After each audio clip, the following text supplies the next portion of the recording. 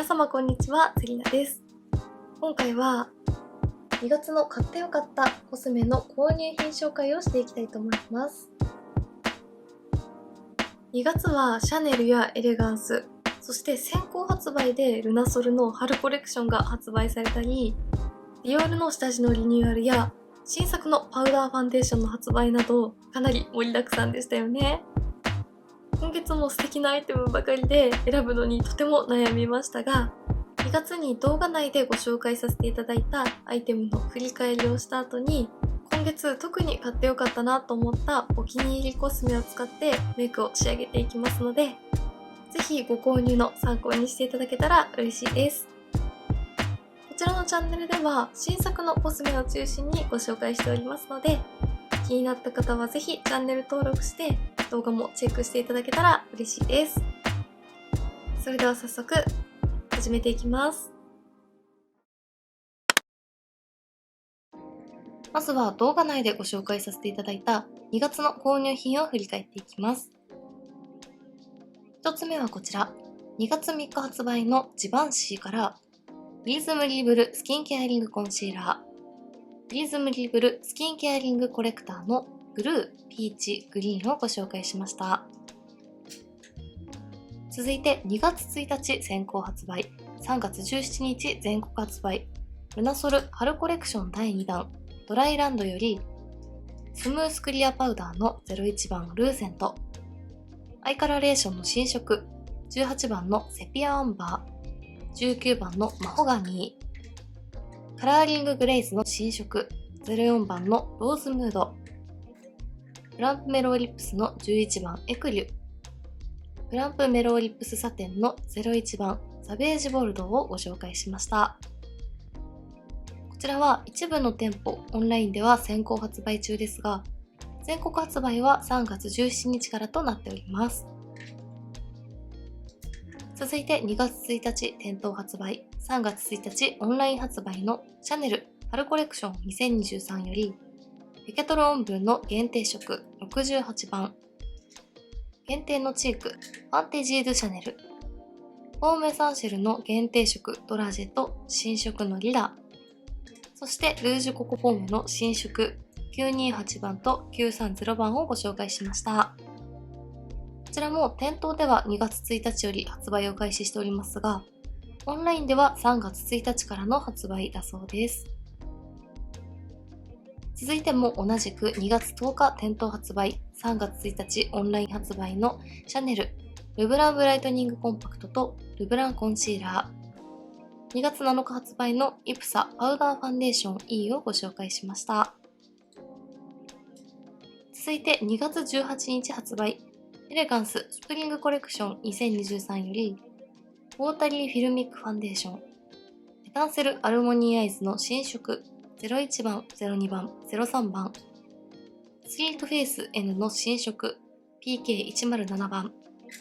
そしてブリリアントルージュビジューの11番と12番をご紹介しました。そして最後はこちら、2月24日発売のディオールスキンフォーエバーグローベールとディオールスキンフォーエバーベルベットベール、以上のアイテムをご紹介していきました。それでは下地から順に2月のお気に入りアイテムでメイクを仕上げていきたいと思います。まずはこちら、ディオールのディオールスキンフォーエバーベルベットベールです。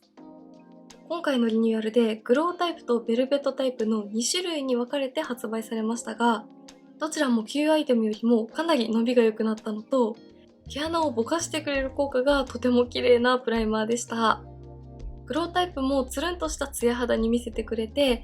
みずみずしいテクスチャーで毛穴を埋めてくれる感じがとても綺麗だったのですが、私の肌タイプが皮脂崩れが気になるというのと、細かい毛穴をフラットにカバーしてくれるのにオイルっぽい保湿感も残るというところがすごく使いやすいなと思って、今回お気に入りアイテムはベルベットベールにしました。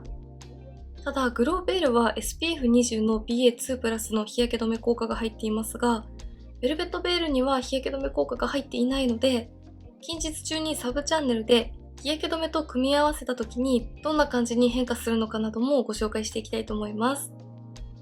今回は下に日焼け止めなどは塗らずに直接塗っていきたいと思います。ベルベットベールにはこんな感じのファンデーションのようなベージュカラーがうっすらとついているので、下地の時点で赤みや色ムラもカバーしてくれます。伸ばしていくと肌表面はサラサラに仕上がるのに、程よいオイルっぽい保湿感が残ってとても伸ばしやすいのと、ある程度の油分感があるおかげでどんなファンデーションとも相性がいいというところもすごく使いやすくてお気に入りポイントです。はい、こちら側半分に塗ってみました。滑らかなツヤが残る仕上がりで、このくらいの距離で見ても毛穴を自然にぼかして肌をフラットに見せてくれている感じがわかるかなと思います。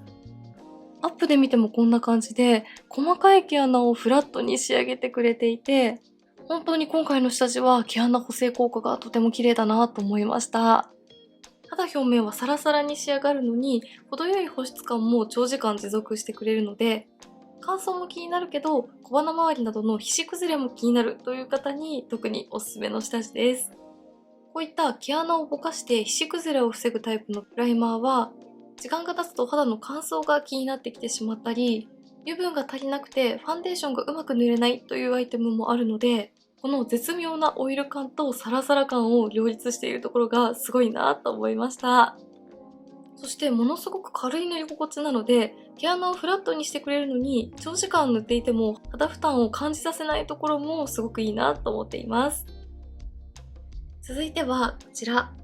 ジバンシーのプリズムリーブルスキンケアリングコレクターのブルーとグリーンです。こちらはコンシーラーと組み合わせても使えるカラーコレクターということで、発売前から気になっているという方も多かった注目アイテムですが、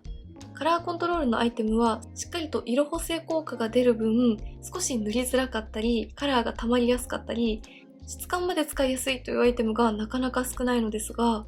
こちらのコレクターはとてもみずみずしくて柔らかくて塗りやすいのはもちろん、ツヤが残る仕上がりがとても綺麗でした。私は特に小鼻周りや口周りなどの赤みが気になるので、グリーンが使いやすくて愛用していますが、ブルーも少し白っぽい色出しのブルーカラーが肌に透明感を与えてくれてとても綺麗なので、どちらもとてもお気に入りです。まずはグリーンを小鼻の横や鼻周りの赤みが気になる部分に塗っていきます。グリーンも色が強すぎなくて少し白っぽい色出しなので、ちゃんと赤みはカバーしつつ肌トーンも明るく整えてくれます。こんな感じで少量塗るだけでも何も塗っていない方と比較すると小鼻周りの赤みをきれいにカバーしてくれていますよね。そしてこのツヤが出る仕上がりがとても綺麗で、カラーコントロールが肌に馴染まなかったり溜まってしまうということもないので、とても使いやすい質感です。他にも口周りの赤みなどにも使っていきます。続いてブルーを目の下の三角ゾーンのツヤと明るさを出したい位置に塗っていきます。こんな感じでブルーもとても質感が良くて肌に綺麗に馴染んでくれますが、少し白っぽいブルーのカラーが一気に肌トーンを明るく見せてくれます。今使っているファンデーションのカラーが少し暗いなと感じた時や透明感が欲しいと思った時にこのブルーを仕込んでおくと一気に明るく見せてくれるので、いろいろな使い方ができておすすめです。はい、こちら側半分に赤みが気になる部分にはグリーン、顔の中心の明るさを出したいところにブルーを使ってみました。まだファンデーションやコンシーラーなどを塗っていない状態ですが、しっかりと肌の色ムラを補正してくれていますよね。そして何よりもこちらのアイテムはカラーコントロールなのにみずみずしいツヤが肌全体に乗ってくれるところがとても綺麗です。ファンデーションやコンシーラーを厚塗りしたくなくて自然なツヤ肌に仕上げたいけど、しっかりと肌の色ムラや悩みは補正したいという方にとてもおすすめなアイテムです。ツヤが綺麗で肌なじみもいいテクスチャーなので、カラーコントロールアイテム初挑戦という方にもぴったりだと思います。では続いてこの上にファンデーションを塗っていきたいと思います。ファンデーションはこちら、シャネルのレブランブライトニングコンパクトとイプサのパウダーファンデーション E です。2月と3月は新作のパウダーファンデーションラッシュということで、2月に発売されたシャネルとイプサは比較をしながらご紹介しましたが、どちらも本当に仕上がりが綺麗で選びきれなかったので、今回は半眼ずつに塗って仕上がりのイメージをご紹介していきたいと思います。今期のパウダーファンデーションはとても進化していて、パウダーファンデーションなのに全く粉感を感じさせないような微粒子なパウダーで、肌の上にのせても全然粉っぽくならなくて、特にシャネルはツヤのあるリキッドファンデーションとパール感のあるルースパウダーで仕上げた時のようなツヤ肌仕上がり。イプサは毛穴をきれいにぼかしてくれている仕上がりでした。2つともだいたい同じくらいのカバー力と粉感のなさなので、ツヤ肌に仕上げたいという方はシャネルがおすすめで、毛穴レスで皮脂や汗崩れにも強い肌に仕上げたいという方はイプサがおすすめです。まずはシャネルから仕上げていきます。シャネルは付属のパフがスポンジ面と起毛面の2面タイプになっていて、まずスポンジ面でしっかりと赤みをカバーしていった後に、起毛面を使って肌を磨くようにパウダーをなじませていくと、こんな感じでパールで作ったようなツヤが肌の上に乗ってくれます。本当にパウダーファンデーションとは思えないほどのツヤですよね。続いて反対側はイプサで仕上げていきます。イプサも全く粉感を感じさせないパウダーが肌の上にスルスルと乗ってくれます。毛穴レスでサラサラな肌に仕上げてくれるところもお気に入りです。そしてイプサのパウダーファンデーションもスポンジが2面になっているので、起毛面で肌を磨いていくと、こちらはツヤが出るわけではありませんが、微粒子のパウダーが毛穴にしっかりと入り込んでくれて、より毛穴や凹凸が目立たない滑らかな肌に仕上げてくれます。はい、こちら側がシャネル、反対側がイプサで仕上げています。どちらもカバー力がナチュラルなところや粉感を感じさせない仕上がりなところは似ていますが、シャネルのツヤとイプサの毛穴レスな仕上がりの違いがとてもわかりやすいと思います。近くで見てもこんな感じで、両方とも全然パサつきを感じさせない仕上がりです。パウダーファンデーションもかなり進化しているなぁと感じた2つでした。そしてこの2つはリキッドファンデーションやクッションファンデーションの上に重ねてルースパウダーとして使っても綺麗でしたので、もう少しカバー力が欲しいという方にはルースパウダー代わりに使うのもおすすめです。今回はイプサのパウダーファンデーションで統一しました。続いてはこちら、ルナソルのスムースクリアパウダーです。こちらのパウダーはサブチャンネルで粉感を感じさせない人気のフェイスパウダーとの比較もしましたが、どのパウダーと比較してもファンデーションのツヤ感を消さない仕上がりなのに、皮脂崩れや汗崩れにも強いというところがとてもすごいなと思ったフェイスパウダーです。付属のパフでしっかりと塗っても全然ツヤが消えないので、肌表面はサラサラに保ちたいけど、ファンデーションのツヤは消したくないという方にとてもおすすめです。今回はパウダータイプのファンデーションで仕上げているので、ルースパウダーを塗る必要はないですが、質感をお見せするために大きめのブラシを使って軽く塗ってみたいと思います。微細なラメが入っているので、磨いていくとほんのりとツヤも感じられるような仕上がりです。さらにパウダーをのせることで毛穴がどんどんぼかされていきます。はい、こちら側にフェイスパウダーを塗りました。パウダーファンデーションの上にさらにフェイスパウダーを重ねましたが、全然粉感を感じさせなくて、何も塗っていない方よりもつるんとした滑らかな質感が加わって、さらに綺麗に仕上がったなと思います。近くで見てもこんな感じで全然粉っぽさがないです。まずこんな感じでベースメイクが完成しました。下地からパウダーファンデーション、フェイスパウダーとどれも毛穴をきれいにカバーしてくれるアイテムを使用したので、こんな感じで毛穴レスで程よいツヤも感じるようなセミマット肌に仕上がりました。今期のベースメイクアイテムは下地もコントロールカラーもファンデーションも仕上がりが綺麗なのはもちろんですが、質感がとてもいいアイテムばかりなので、どんなアイテムとの相性もいいと思うので、今使ってるアイテムにプラスワンするのにもおすすめです。続いてアイメイクに移っていきたいと思います。アイシャドウはこちら。エレガンスのエタンセルアルモニーアイズの03番です。今回エレガンスから新作のアイシャドウとして発売されたエタンセルアルモニーアイズは、どのカラーもトレンド感のある配色で、ラメがものすごく綺麗で、2色でも立体感のある目元を作ってくれて、とても可愛かったです。その中でも特にこちらの03番は、この左のブラウンのカラーが、こんな感じでブラウンのベースにブルーのラメが入っていて、ベーシックだけどこなれ感のあるおしゃれな目元に見せてくれるところがとてもお気に入りポイントです。レビュー動画とはまた別のパターンのメイクをご紹介していきたいと思います。まず左のグリーンを指に取って、アイホール全体にベースとして塗っていきます。明るいグリーンのカラーなので全体に塗ると白っぽくなるかなと思いますが、シャンパンゴールドのようなラメも入っているので、意外と白っぽくなりすぎずに、春らしい柔らかさが出てとても可愛いです。しっかりとした大粒のラメを楽しめるのに、ラメ飛びしないところもすごく使いやすくてポイントです。こんな感じで少し引きで見ると淡いグリーンのニュアンスも見えてきますね。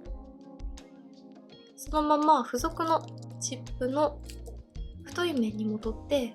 下まぶた全体にもグリーンのラメを入れていきます。続いて左のブラウンを指に取って、上まぶたの目を開けた時にカラーが見える位置にしっかりとこのブラウンをのせていきます。前回はブラウンをベースにした上にグリーンを重ねましたが、グリーンの上にブラウンを重ねていくとこんな感じで、よりしっかりと締め色効果を発揮するのと、ラメのツヤ感が重なってとても可愛いですね。そしてグリーンの上に重ねていくと、よりこのブルーラメがわかりやすいと思います。そのまま付属のチップの細い面に戻って、下まぶたのまつげの際を埋めていくようにブラウンで囲っていきます。チップで撫でるようにつけていくとブラウンのカラーも戻りますが、ブルーのラメが効いてくるので、ブルーラメの効果で白目が綺麗に見えてくる効果もあります。本当にこのアイシャドウ可愛いですよね。はい、エタンセルアルモニーアイズ03番を使ったメイクが完成しました。今回はブラウンをメインに使ってみましたが、しっかりと上下のまぶたにのせてもクリアなブラウンでラメが効いているので、暗くなりすぎずに程よい陰影をつけてくれています。やはりこのブラウンのブルーパールがとても素敵ですよね。ラメアイシャドウ好きの方や、ベーシックなカラーだけどどこかこなれ感のあるカラーに挑戦してみたいという方にとてもおすすめです。続いてはこちら。エレガンスのスリークフェイス N PK の107番です。今回初めてこちらのスリークフェイスを使用しましたが、パウダーの上から重ねても全然よれずに、しっとりとしたツヤは出るのに肌表面がサラサラに仕上がるという質感がとても良かったのはもちろん、ハイライトで作った強いツヤというよりも、パール入りのツヤファンデーションを塗った時のような自然なツヤを出してくれるところがなかなか珍しいハイライトだなと思いました。C ゾーンに塗っていきたいと思います。こんな感じで現在パウダーファンデーションの上にさらにフェイスパウダーを重ねているので、こういった練りタイプのものを上から塗るとパウダーと混ざってよれてしまうということも多いですが、スリークフェイスはこんな感じでパウダーの上から重ねても全然汚くならないところがすごいですよね。そして仕上がりはこんな感じで、強いパールやラメの輝きは感じませんが、つるんとしたツヤがとても綺麗ですよね。あまり派手にはしたくないけど、程よくツヤ感をプラスしたいという時に一つ持っていると活躍してくれそうなアイテムだなと思いました。スリークフェイスは他にも色付きのチークも発売されているようなので、チークタイプもどんな感じなのかとても気になっています。そして最後のアイテムです。こちら、シャネルのウォームエサンシェル限定色のドラジェのカラーです。今回シャネルの春コレクションでウォームエサンシェルから新色のリラと限定色のドラジェが発売されましたが、限定色のドラジェは程よい血色感が乗る感じがとても可愛いなと思ったのと、リップ使いをした時の絶妙な質感がとても可愛くてお気に入りのアイテムになりました。今回はこちらをリップ使いしていきたいと思います。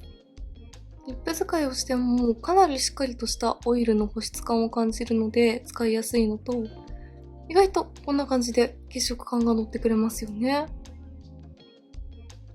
はい、こんな感じで2月のお気に入りアイテムを使ったメイクが完成しました。今回ベースメイクは毛穴レスな肌に仕上げたので、肌の質感がよく見えるようにシェーディングをしっかりと入れてチークレスで仕上げてみました。